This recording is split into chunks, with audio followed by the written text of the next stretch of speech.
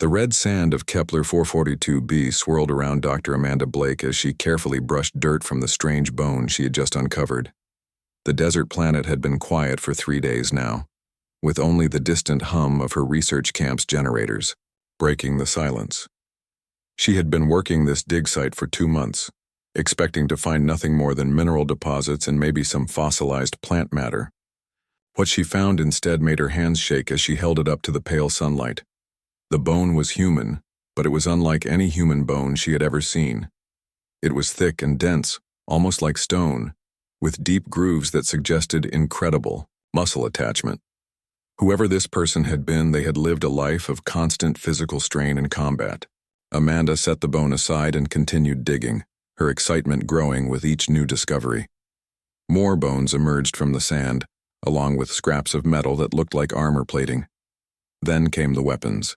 Crude firearms that looked handmade, knives with serrated edges and what appeared to be improvised explosives. Everything was primitive by modern standards, but there was something about the craftsmanship that spoke of desperation and deadly purpose.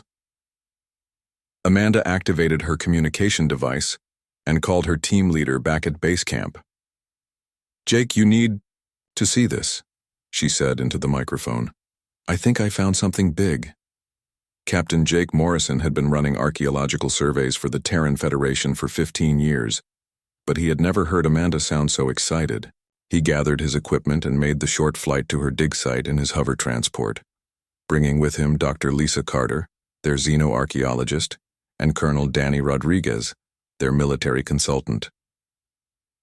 When Jake landed near Amanda's site, he could see her kneeling in a shallow pit surrounded by carefully organized bones and artifacts. She looked up at him with wide eyes and gestured to her findings.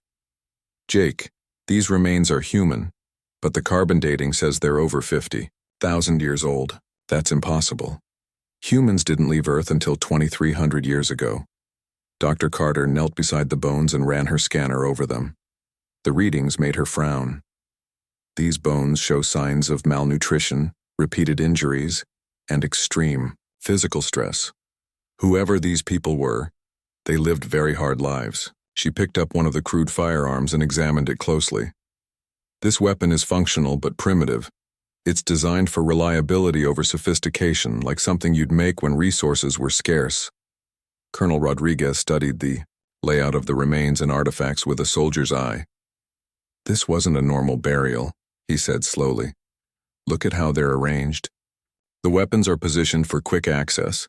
The armor shows battle damage, and there are defensive positions carved into the rock around the site. These people were expecting trouble even in death." Amanda led them deeper into the excavation, where she had uncovered carved symbols in the bedrock beneath the graves. The symbols were rough and angular, cut deep into the stone with simple tools. "I can't identify the language, but something about these markings feels familiar," she said. "Every human who's seen them has the same reaction. It's like we should understand them, but we don't." Dr. Carter ran her scanner over the symbols and shook her head. "They're not in any galactic database, but the style suggests they were carved in haste, maybe under dangerous conditions. Some of these look like warnings or instructions." As the team worked to carefully excavate more of the site, Jake received an urgent message on his communication device. His face went pale as he read it. "We have a problem," he announced. 3 alien fleets are heading toward this system. The Zephyrians, the Drakmori, and the Ethereal Collective are all claiming rights to this planet." Amanda looked up from her work, dirt still on her hands. "Why would they care about an archaeological site on a dead planet?" "Because word has already gotten out about what you found here," Jake replied. "The preliminary reports have reached the Galactic Council, and everyone wants to know how humans could have been on this planet 50,000 years ago. The political implications are enormous." Colonel Rodriguez checked his weapon and scanned the horizon. "How long do we have?" "The Zephyrian fleet will arrive first, probably within 18 hours, Jake said.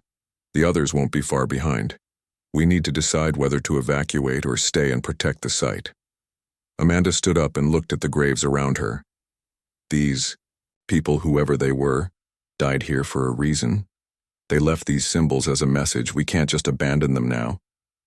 Dr. Carter was studying her scanner readings with growing concern. "There's something else. The energy readings from this site are increasing. It's subtle but consistent. It's like the excavation has activated something. Jake made his decision. We stay. I'll call for Federation support, but it'll take time for our ships to get here. In the meantime, we need to learn everything we can about this site and these people. He looked at each member of his team. If 3 major galactic powers are interested in this place, then what we found here is more important than just old bones and primitive weapons. As the team worked through the night, carefully documenting every artifact and symbol, Amanda made another discovery. In the deepest part of the excavation, beneath layers of carefully arranged stones, she found what looked like a metal capsule.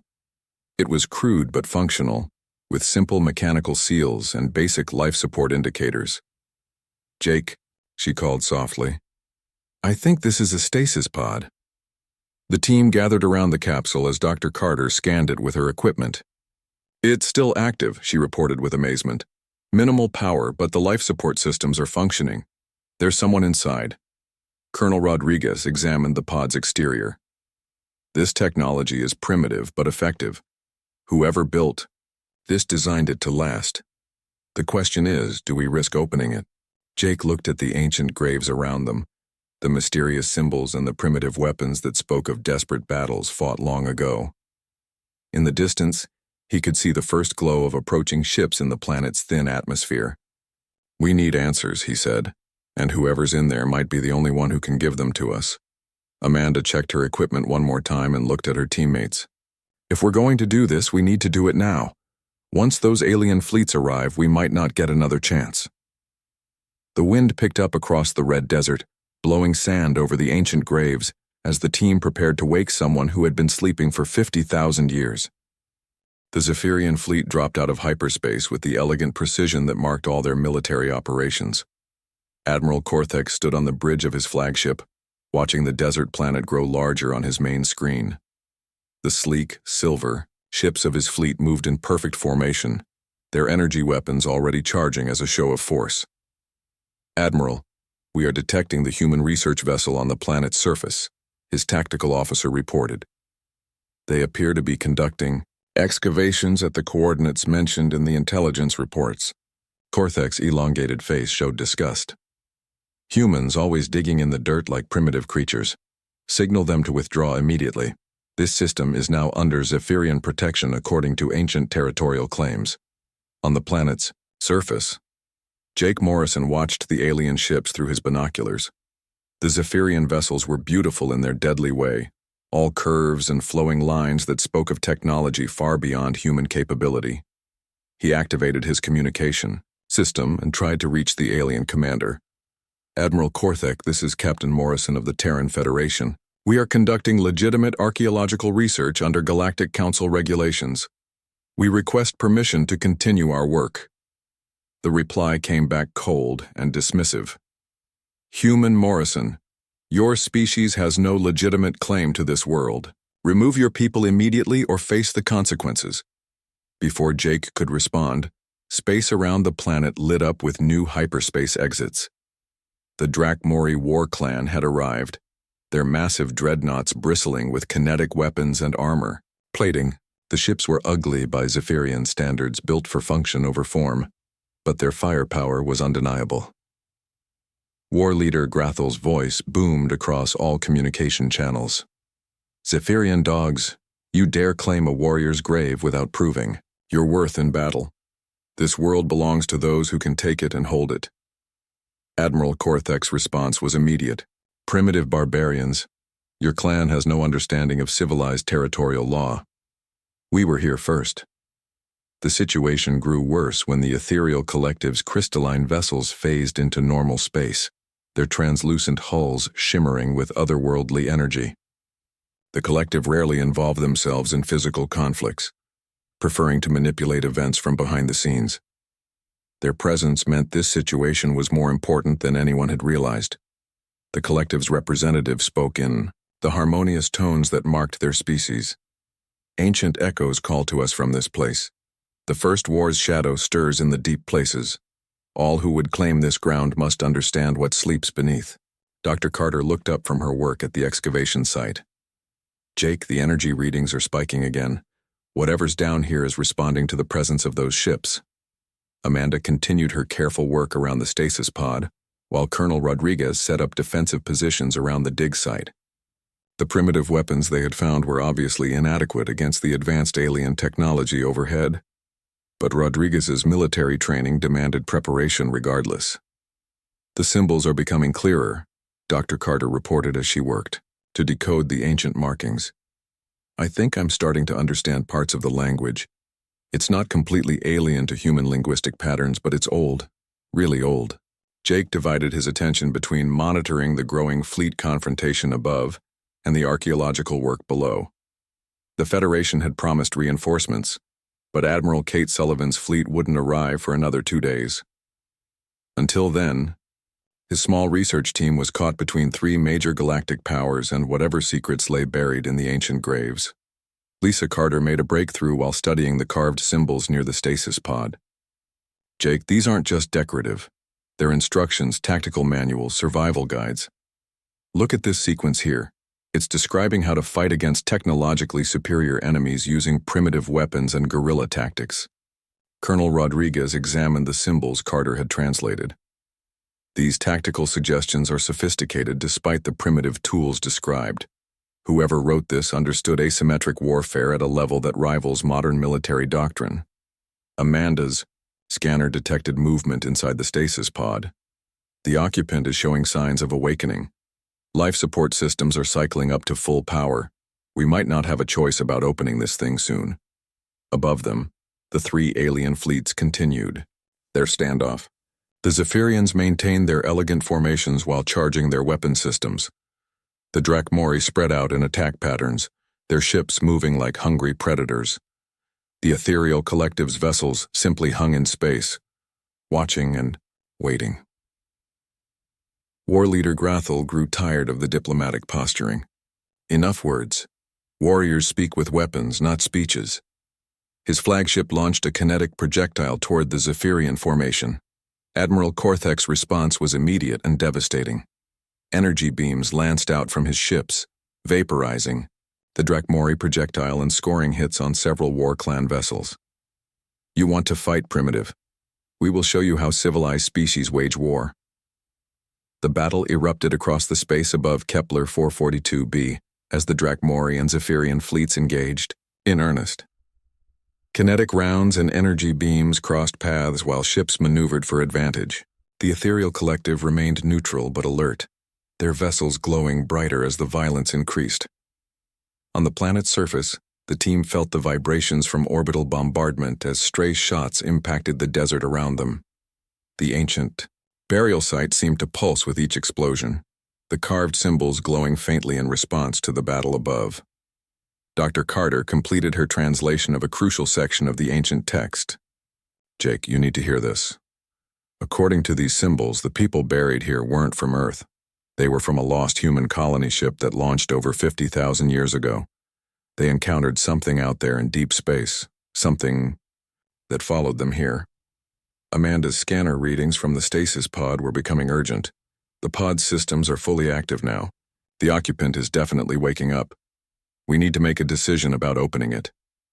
Colonel Rodriguez watched the aerial battle through his binoculars while checking his primitive weapons. If those fleets up there keep fighting, they're going to destroy this site and everything in it. Maybe our sleeping friend has some answers. Jake made his decision as another stray energy beam scorched the desert nearby. Open the pod. We need to know what's worth fighting over. As Amanda worked to unlock the ancient stasis system, Dr. Carter continued reading the wall symbols. Her face grew pale as she translated the final warning carved deep into the bedrock. Jake, these people weren't just colonists, they were soldiers. They fought something here, something that fed on war itself. And according to this, they didn't win. They just managed to make it go to sleep. The stasis pod's seals released with a hiss of ancient air, and a man's voice, weak but determined, spoke the first words heard from the lost colony in 50,000 years. The devourers are coming. They follow the scent of war. Above them, as if summoned by those words, space itself began to tear open at the edges of the system. Lieutenant Commander Paul Grant opened his eyes for the first time in 50,000 years, his body fighting against the stasis drugs that had kept him preserved. Amanda Blake helped him sit up as his vision cleared, and he looked around at the excavated burial site with recognition and deep sadness. "You found them," he said in a voice rough from disuse. "You found my crew." Dr. Carter knelt beside the ancient soldier, her scanner showing that despite his age, his body was remarkably well preserved. "Commander Grant, I'm Dr. Lisa Carter. We need to understand what happened here. The symbols you left behind, the warnings. About devourers, what did your people fight?" Paul Grant tried to stand, but his legs wouldn't support him yet. He looked at the carved symbols on the walls around him and nodded slowly. "We were the crew of the colony ship New Horizon. We launched from Earth in 2337, carrying 10,000 colonists to a new world. We never made it." Jake Morrison approached, carefully aware that this man represented a piece of human history that had been lost for millennia. "What happened to your colony ship, Commander?" Grant's eyes focused on something far away. 3 years into our journey, we encountered them, the Devourers. They look like ships, but they're alive, feeding on conflict and war. They followed us, hunting us across space, growing stronger with every battle we fought. Above them, the space battle between the Zephyrian and Drakmori fleets intensified. Energy weapons and kinetic projectiles filled the orbital space around the planet, while the ethereal collective watched with growing concern. With each explosion, the carved symbols in the burial site glowed brighter. Colonel Rodriguez monitored the battle while listening to Grant's story. "Commander, how do you fight something that feeds on war itself?" Paul Grant looked at the primitive weapons scattered around the graves of his comrades. "You don't fight it the way you want to. You fight it the way you have to. Advanced weapons, energy shields, sophisticated tactics. The Devourers can corrupt all of it, turn your own technology against you. We learned that the hard way." Dr. Carter helped Grant to his feet as he grew stronger. "The weapons we found, they're deliberately primitive. Kinetic weapons, blade weapons, simple explosives," Grant confirmed. "Technology so basic that the Devourers can't corrupt it or feed off it. We spent the last 2 years of our journey preparing for a final battle, knowing we couldn't win but hoping we could deny them what they wanted." Amanda pointed to the carefully arranged defensive positions around the burial site. "You made your stand here." Grant nodded, pain in his ancient eyes. 10,000 colonists became 2,000 fighters. We fought them in space until our ships were destroyed, then continued fighting on this planet's surface. Every day for 3 months, until there were only 50 of us left. Then 20. Then 5. The space battle above reached a new level of intensity as Admiral Korthek's flagship exchanged direct fire with war leader Grathel's dreadnought. The violence was feeding something, making the very air around the burial site feel charged with malevolent energy. Jake Morrison's communication device crackled to life. Admiral Kate Sullivan's voice came through clearly despite the interference. "Jake, this is Admiral Sullivan. We're still 18 hours out, but our long-range sensors are detecting massive gravitational anomalies at the edge of your system. What's your status?" Before Jake could answer, space near the outer planets began to tear open like wounds in reality itself. Through the rifts came ships that defied description, organic vessels that pulsed with hunger, their surfaces covered in what looked like feeding tubes and sensory organs. Paul Grant saw the dimensional tiers opening and grabbed Colonel Rodriguez's arm. "They're here. The Devourers have found us again." The alien fleets above the planet suddenly found themselves facing a threat that made their territorial dispute seem insignificant. The Devourer ships emerged from their dimensional rifts with obvious purpose, heading straight for the space battle that had been feeding them energy across impossible distances. Admiral Korthek tried to maintain his dignity, even as his tactical officer reported the impossible readings from the new arrivals. "What are those vessels? They do not match any known design in our databases." War leader Grathel's response was more direct. "I do not care what they are. If they want to fight, the Drakmori will give them one." The ethereal collective's harmonious voice carried a note of fear for the first time. "Ancient Devourers wake. The first war begins again. All fleets must unite or all fleets will fall." On the planet's surface, Paul Grant struggled to explain the horror his people had faced. The Devourers don't just destroy civilizations, they corrupt them. They make species fight each other, feeding off the conflict, every war in this galaxy, every territorial dispute, every aggressive impulse. They've been influencing it all, growing stronger. Dr. Carter looked at her readings from the battle above. The space battle is making them stronger. Look at these energy patterns, they're literally feeding off the violence. Amanda studied the ancient tactical manuals carved into the walls. Your people found a way to fight them. These instructions, these survival guides, you're teaching others how to resist, Grant nodded weakly. We couldn't stop them, but we could deny them the kind of large-scale warfare they craved most. Small unit tactics, primitive weapons, defensive positions that gave no glory to either side. We made every victory cost them more than they gained. Colonel Rodriguez understood immediately. Asymmetric warfare. You turned every engagement into a grinding, unsatisfying struggle that gave them minimal energy return. The first Devourer ship reached the orbital battle zone, and its mere presence began to affect the combatants. Admiral Korthek found his strategic thinking becoming more aggressive, more focused on total destruction of his enemies. War leader Grathel felt an overwhelming urge to ram his damaged ships into the enemy, rather than conduct tactical retreats.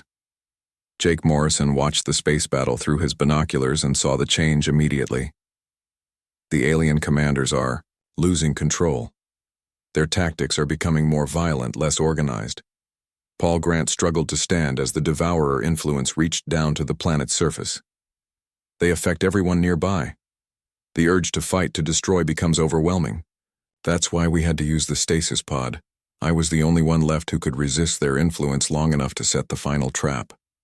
Dr. Carter looked around the burial site with new understanding. This isn't just a grave. It's a weapon. An electromagnetic pulse device buried beneath the burial chamber, Grant confirmed. Designed to overload Devourer nervous systems. But it needs massive power input to work, more than our colony ship could provide. Above them, more Devourer vessels emerged from the dimensional rifts, their organic hulls pulsing with anticipation as they approached the increasingly violent space battle. The influence of their presence was turning organized military engagement into chaotic, destructive combat that fed their hunger. Amanda looked at the power requirements carved into the wall symbols. How much power does your weapon need? Paul Grant looked up at the space battle raging overhead, where 3 galactic civilizations were tearing each other apart under alien influence. The reactor cores from multiple starships detonated simultaneously. My people called it the final gift. One last sacrifice to send the Devourers back to sleep. Colonel Rodriguez checked his primitive weapons and looked at his teammates. Then we better hope Admiral Sullivan gets here soon, because I don't think the fleets up there can resist the Devourer influence much longer. The space battle intensified. As more ships from all 3 fleets fell under the corrupting influence of the ancient enemy, their weapons fire becoming more destructive and less tactical with each passing minute. Admiral Kate Sullivan's fleet dropped out of hyperspace to find a battle unlike anything in recorded galactic history. The space around Kepler 442b was filled with burning ships and strange organic vessels that seemed to hunger for the destruction around them. Her tactical officer immediately began reporting the impossible readings from their sensors. Admiral, those organic ships are showing energy signatures that don't match anything in our database. They appear to be feeding off the weapons fire from the other fleets. Kate Sullivan had commanded human fleets for 20 years, but she had never seen anything like the chaos ahead of her. The normally disciplined Zephyrian formations had devolved into individual ships pursuing personal vendettas against their enemies. The Drakmori vessels were ramming targets instead of using their superior firepower tactically. Even the ethereal collective's ships were showing signs of aggressive behavior. On the planet's surface, Paul Grant felt the arrival of more ships and knew their situation was growing desperate. The more violence there is, the stronger they become. Every ship that joins this battle just feeds them more energy. Jake Morrison was coordinating between his ground team and Admiral Sullivan's fleet when he noticed something disturbing. Several of his own crew members were becoming increasingly hostile toward each other over minor disagreements. The Devourer influence was reaching down to the planet's surface. Dr. Carter fought against growing feelings of anger toward her teammates as she worked to understand the ancient weapon system. Commander Grant, how do we activate your electromagnetic pulse device? Paul Grant led them deeper into the excavated burial chamber where crude but functional machinery was built into the bedrock itself. The device was designed to be triggered manually, but it needs the power from multiple ship reactor cores to function. My people were going to sacrifice our remaining vessels, but the Devourers destroyed them before we could complete the sequence, Colonel. Rodriguez felt his usual tactical calm being replaced by an urge to shoot first and plan later. He forced himself to focus on the ancient weapon system, using his military training to fight the alien influence. How many ships would we need to sacrifice? At least 6 modern vessels, their reactor cores overloaded simultaneously, Grant replied. The explosion has to be timed precisely to channel the energy through these conduits we carved into the rock. Above them, Admiral Sullivan tried to coordinate with the other fleet commanders, but found them increasingly unwilling to cooperate. Admiral Korthek was demanding the immediate destruction of all Drakmori vessels, while war leader Grathel was calling for ramming attacks against the Zephyrian flagship. The Ethereal Collective had stopped responding to communication attempts entirely. Amanda Blake noticed that her own thoughts were becoming more violent and paranoid. She began to suspect her teammates of trying to steal credit for the archaeological discovery, thoughts that she knew were irrational but couldn't quite dismiss. The Devourer influence was subtle but growing stronger. Paul Grant recognized the signs of mental corruption in the research team. You have to fight it. The anger, the suspicion, the urge to solve problems with violence, none of it is really you. The Devourers plant those thoughts to create more conflict.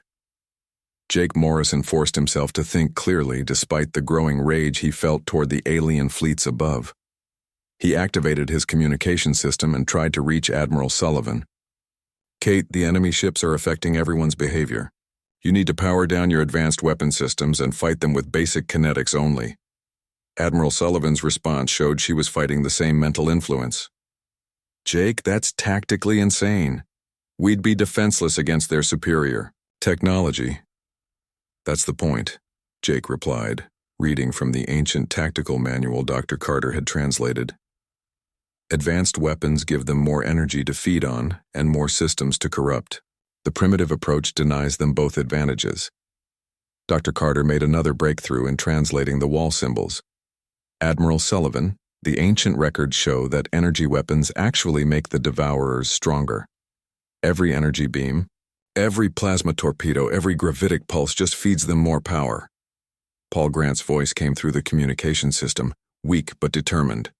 Admiral, I'm Lieutenant Commander Paul Grant, last survivor of the colony ship New Horizon. I've fought these things before. Your modern weapons will be turned against you if you're not careful.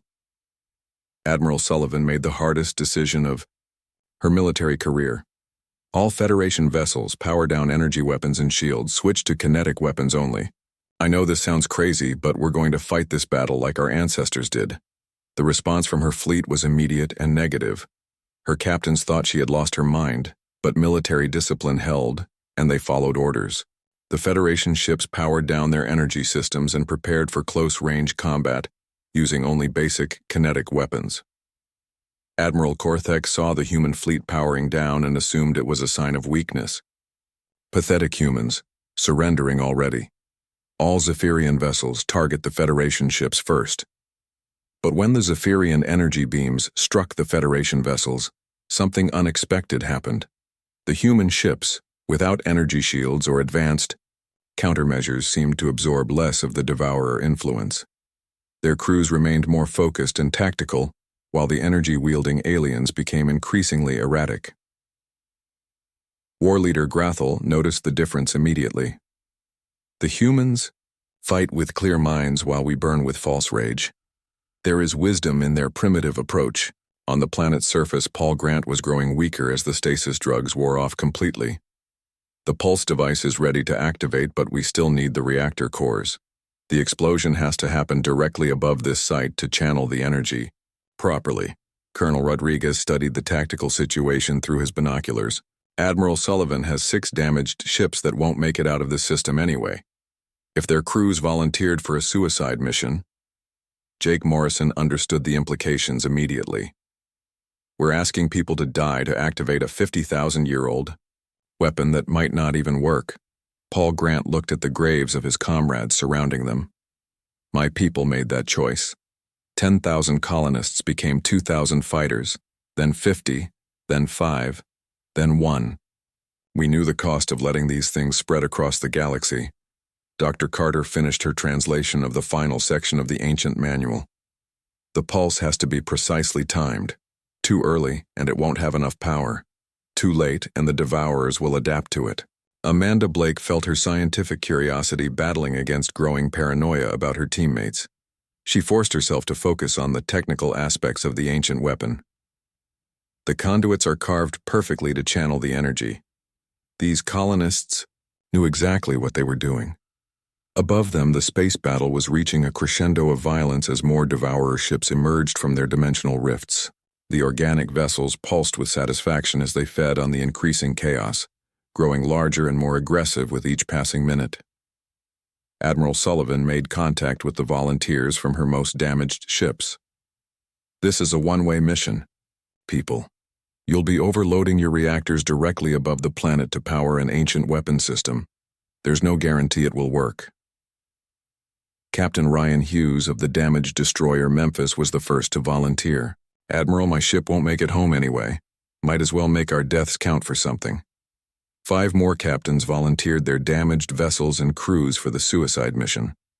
As they prepared to position themselves above the burial site, Paul Grant activated the ancient targeting system with hands that had not moved for 50,000 years.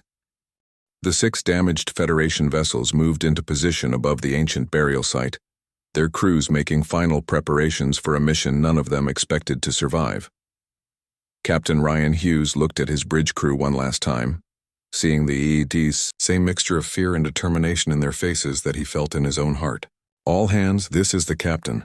In 30 seconds we're going to overload our reactor core to power an ancient weapon that might save this galaxy from an enemy we barely understand.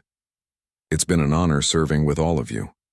On the planet's surface, Paul Grant's hands moved across the primitive control system he had helped design 50,000 years ago. The ancient machinery hummed to life, drawing power from the planet's core and preparing to channel the energy from the reactor explosions above. Dr. Carter monitored the devourer ships through her scanner, watching them grow stronger and more aggressive as the space battle intensified. They're adapting to the kinetic weapons now, learning to corrupt even basic systems. Admiral Sullivan coordinated the final positioning of the volunteer ships while fighting against the mental influence that made her want to destroy everything in sight. All vessels, synchronize your reactor overloads on my mark. Remember, this is for everyone in the galaxy who doesn't even know this threat exists. Colonel Rodriguez felt his rage toward the alien species reaching dangerous levels, but forced himself to focus on the mission. Commander Grant, will this pulse really stop them? Paul Grant's ancient eyes showed the weight of 50 millennia. It won't destroy them, but it will send them back into dimensional space for another few thousand years. My people bought the galaxy that much time. Now we're trying to do it again. Jake Morrison watched the space battle through his binoculars, seeing Federation ships fighting alongside Zephyrian and Drakmori vessels as all 3 species began to understand the true nature of their enemy. The alien fleets are starting to copy our tactics. They're powering down their energy weapons. Admiral Korthek had finally recognized the wisdom in the human approach, though his pride made it difficult to admit. All Zephyrian vessels reduce energy weapon usage and close to kinetic range. It appears the primitive human tactics have merit. War leader Grathel was more direct in his assessment. The humans fight with clear minds while we rage like beasts. There is honor in their simple weapons. Amanda Blake fought against increasing paranoia about her teammates while monitoring the ancient weapon system. The conduits are fully charged. The electromagnetic pulse generator is ready to fire. The ethereal collective's representative managed one final communication despite their growing aggression. Ancient wisdom speaks through primitive tools. The first war's lesson teaches all who would listen. Captain Hughes began the reactor overload sequence on his ship, knowing he had less than 2 minutes to live. Admiral Sullivan, Reactor overload initiated. All volunteer vessels report ready for synchronized detonation. Paul Grant's hands trembled as he prepared to activate the weapon that had cost his people everything. The pulse has to hit them at the exact moment of maximum energy discharge. Too early, and it won't penetrate their defenses. Too late, and they'll adapt to it. Dr. Carter watched her scanner readings as the Devourer ship sensed the approaching threat. They're trying to retreat back to dimensional space. The weapon is making them nervous. That means it will work, Grant said with grim satisfaction. They remember this device from our last battle. They know what it can do. Admiral Sullivan gave the final command. All volunteer vessels detonate on my mark in 3, 2, 1 mark. 6 Federation starships erupted in synchronized nuclear fire directly above the ancient burial site. The combined energy of their reactor cores channeled through the conduits that Paul Grant's people had carved into the bedrock 50,000 years ago. The electromagnetic pulse that emerged was unlike anything modern science had produced. The pulse wave struck the Devourer ships with the fury of a dying sun, overloading their organic nervous systems and disrupting their dimensional manipulation abilities. The alien vessels writhed in apparent agony as the energy surge burned through their corruption-spreading capabilities. One by one, the Devourer ships began retreating back into dimensional space, their feeding interrupted and their influence over the galactic fleets diminishing. The last of the ancient enemy disappeared through their rifts, leaving behind only the devastation of the space battle they had orchestrated. Colonel Rodriguez felt his artificial rage fade as the Devourer influence lifted, replaced by his normal tactical calm. It worked. The pulse actually worked. Admiral Sullivan surveyed the aftermath of the battle, her mind clear for the first time since the enemy had arrived. All fleets, cease fire immediately. The real threat is gone. Admiral Korthek's response showed confusion as his artificial aggression faded. What have we been doing? Why were we fighting each other when the true enemy was those organic vessels? War Leader Grathol's shame was evident in his voice. We were corrupted, made to dance to their tune like puppet warriors. The humans showed us the way to resist. Paul Grant collapsed beside the ancient weapon system, his strength finally failing after completing his 50,000-year mission. The galaxy is safe for a few more millennia. My people can finally rest. Dr. Carter knelt beside the dying man, her respect for the ancient colonist overwhelming. Commander Grant, what you and your people did, the sacrifice you made, the galaxy will remember. No, Grant said with his last breath. That's not important. What's important is that someone learned from what we left behind. The next time they return, maybe the galaxy will be ready. Jake Morrison looked around at the aftermath of the battle, seeing ships from 3 major galactic civilizations working together to rescue survivors and tend to the wounded. The territorial dispute that had brought them here seemed insignificant. Now, Amanda Blake carefully documented the ancient weapon system for future generations, ensuring that the knowledge would not be lost again.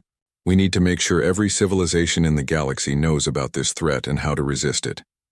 Admiral Sullivan established a joint task force with representatives from the Federation, the Zephyrian Empire, and the Drakmori war clans. We'll create an early warning network and share the tactical knowledge we learned here. The next time the Devourers return, we'll be united and prepared. The burial site on Kepler 442b was declared a memorial to the forgotten colonists who had saved the galaxy through their sacrifice. Representatives from dozens of species came to pay their respects and learn about the ancient enemy that had been manipulating galactic conflicts for millennia. Dr. Carter established a research institute dedicated to studying Devourer influence and developing countermeasures. Colonel Rodriguez founded a military academy that taught the asymmetric warfare tactics developed by Paul Grant's people. Admiral Sullivan became the first commander of the Galactic Defense Network. Jake Morrison returned to Earth to report on the discovery that had changed everything. The lost colony ship New Horizon was officially recognized as humanity's first interstellar heroes, their names carved into monuments across human space.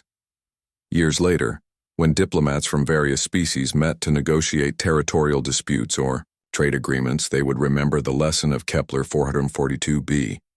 They would ask themselves whether their anger was real or artificially induced, whether their conflicts served their own interests or fed something hungry in the dark between the stars.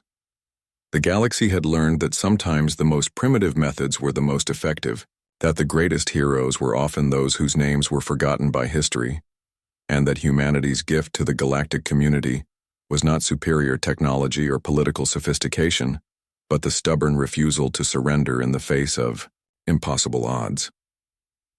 The phrase "remember the forgotten" became a battle cry that echoed across the stars, carved into weapons and spoken before dangerous missions. It reminded everyone that somewhere in the cold depths of space, ancient enemies might still be watching and waiting, and that the price of peace was eternal vigilance against those who would corrupt it.